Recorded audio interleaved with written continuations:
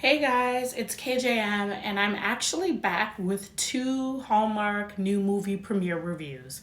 Now, I know you guys didn't see me last week when Game of Love premiered, and there's a very good reason for that.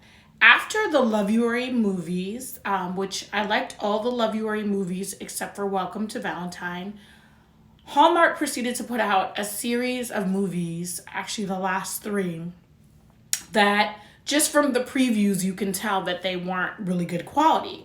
But I actually did watch The Love Club. I actually did watch Game of Love. And then this week I watched A Winning Team.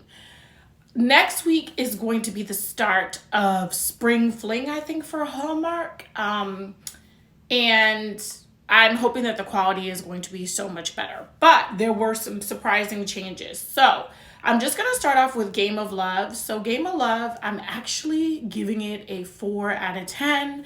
And that's why I didn't do a review for it last week. I was so disappointed because I'm a big Brooks Darnell fan ever since A Winter Getaway.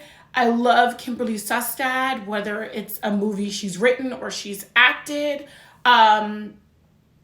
Like Three Wise Men and a Baby. So this should have been something that Hallmark would have hit out the park, but the storyline was dragging. There was no connection between the two leads, and I hate to say it because I read some of the comments on the Hallmark Facebook page, but it was really Kimberly Sustad's character that really kind of held this movie back, which was surprising.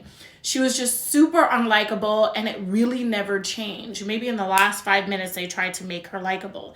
Okay, the premise is girl works for a gaming company where she creates board games, which I was kind of sad because initially I thought this was going to be like a video games thing, but it was actually board games.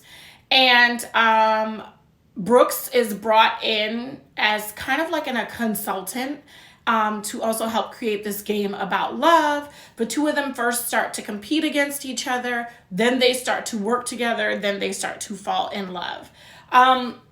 The premise for this, not good.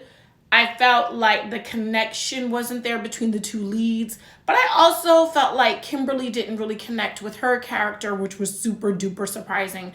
I actually agreed with a lot of the Hallmarkies that the chemistry for her character, both with Brooks and I would say just by herself, the result was she was just unlikable. And then to try to make her likable in the last 5-10 minutes and then make them fall in love, it was super silly.